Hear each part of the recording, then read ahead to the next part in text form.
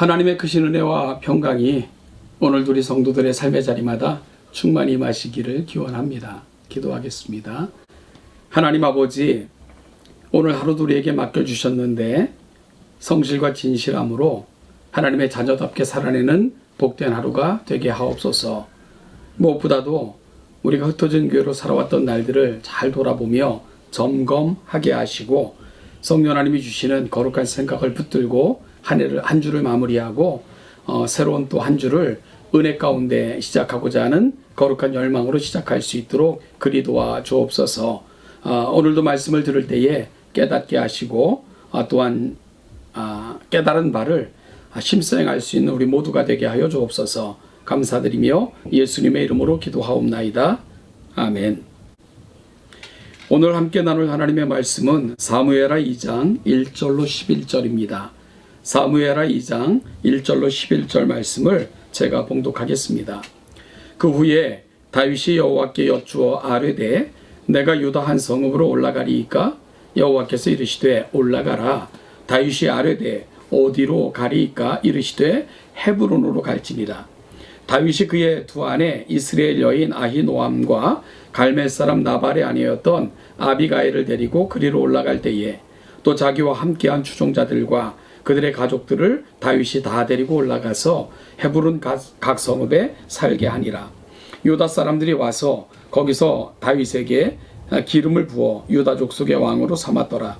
어떤 사람이 다윗에게 말하여 이르되 사울을 장사한 사람은 길르한 야베스 사람들이니이다 하매 다윗이 길르한 야베스 사람들에게 전령들을 보내 그들에게 이르되 너희가 너희 주 사울에게 이처럼 은혜를 베풀어 그를 장사하였으니 여호와께 복을 받을지어다. 너희가 이 일을 하였으니 이제 여호와께서 은혜와 진리로 너희에게 베푸시기를 원하고 나도 이 선한 일을 너희에게 갚으리니 이제 너희는 손을 강하게 하고 담대히 할지어다. 너희 주 사울이 죽었고 또 유다 족속이 내게 기름을 부어 그들의 왕으로 삼았음이니라 하니라. 사울의 군사령관 넬의 아들 아브넬이 이미 사울의 아들 이스보셋을 데리고 마하나임으로 건너가 길르앗과 아술과 이스라엘과 에브라임과 베냐민과 온 이스라엘의 왕으로 삼았더라. 사울의 아들 이스보셋이 이스라엘 왕이 될 때에 나이 40세이며 2해 동안 왕위에 있으니라. 유다 족속은 다윗을 따르니 다윗이 헤브론에서 유다 족속의 왕이 된 날수는 7년 6개월이더라. 오늘 우리가 함께 읽은 본문은 세 부분으로 나눌 수가 있습니다. 1절부터 4절은 다윗이 유다의 왕으로 등극하는 내용이며 5절부터 7절까지는 다윗이 사울을 장사한 길르앗 사람을 후대하는 내용이며 8절부터 11절은 아브넬이 사울의 아들 이스보셋을 왕으로 세우는 내용입니다. 오늘 본문은 하나님의 뜻을 기다리며 헤아리는 인생과 자신의 욕망과 야욕을 따르는 자의 결과를 너무나도 분명하게 보여주는 역할을 하기도 합니다. 즉 다윗과 아브넬의 이야기입니다. 먼저 1절부터 4절을 보겠습니다. 우리는 1장에서 사울과 요나단의 죽음, 그리고 이스라엘의 패망, 그리고 이들의 죽음을 애도하는 다윗의 슬픈 노래를 지어 이스라엘 모두에게 부르게 하는 그런 내용을 살펴보았습니다. 여러분, 사울 왕과 요나단이 죽고 난 후 이스라엘은 큰 혼란에 빠졌을 것이고요. 어찌 보면 이는 다윗에게는 기회일 수도 있었던 상황이었습니다. 그는 선지자 사무엘로부터 왕으로 기름 부음을 받았고요. 그 사실을 간직한 채 너무나도 오랜 세월 동안 방랑자로 도망자로 살았고요. 이제 그 길이 보이는 그런 시점에 이르렀다는 그런 느낌이 든 시국이 바로 사울과 요나단이 죽었던 그 시기였을 것이기 때문입니다. 여러분, 그는 이것이 기회구나, 이제 내가 기다려던 보람이 있구나 하면서 섣불리 행동할 수도 있었지만 오늘 본문에서 만나는 다윗은 그런 모습을 보이지 않습니다. 먼저 다윗은 하나님께 묻습니다. 하나님, 내가 이제 이스라엘로 올라가리이까 유다로 올라가리이까? 라고 묻습니다. 그러자 하나님께서는 올라가라 라고 말씀하시죠.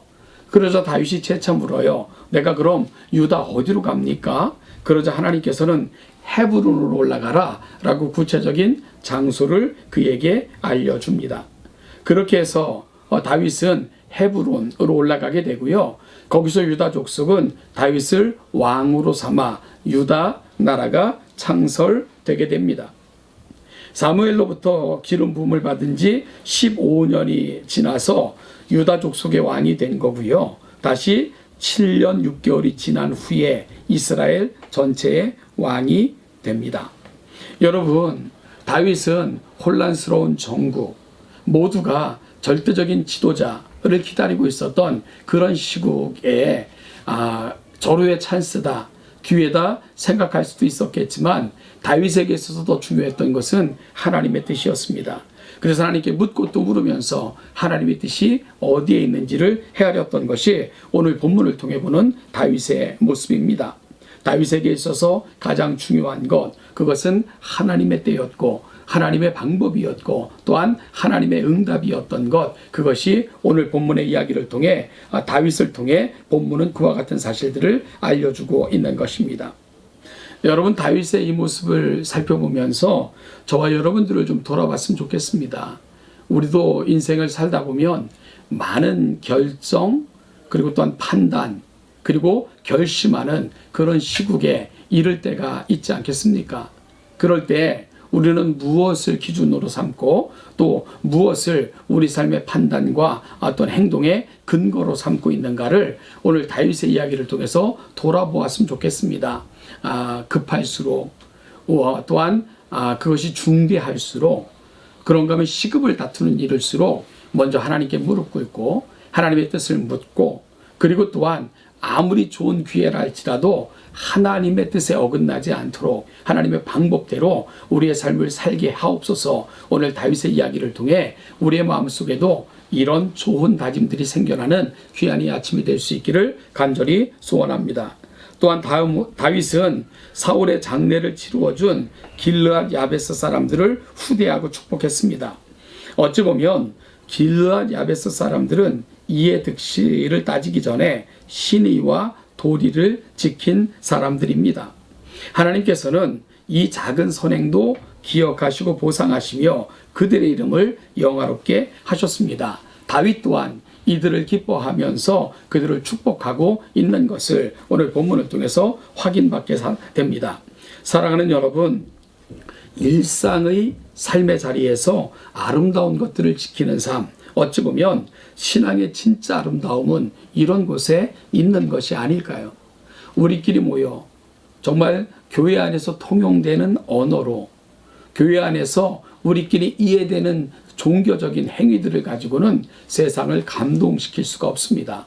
그와 같은 행위들을 통해 하나님을 깊이 가슴에 담고 우리의 삶의 자리에서 세상 사람들이 인정할 만한 신의와 도리를 지켜나갈 때에 세상은 우리를 통해 하나님의 영광을 볼 것입니다. 오늘 길르앗 야베스 사람들의 이야기를 통해 우리의 삶의 자리에서 이 아름다움을 보여주는 세상이 인정하는 인생을 살게 하옵소서. 기도하는 아침이 될 수 있기를 소원합니다. 마지막으로는 아브넬의 행위입니다. 그는 사울의 아들 이스보셋을 데리고 마하나임으로 건너가 온 이스라엘의 왕으로 세웁니다.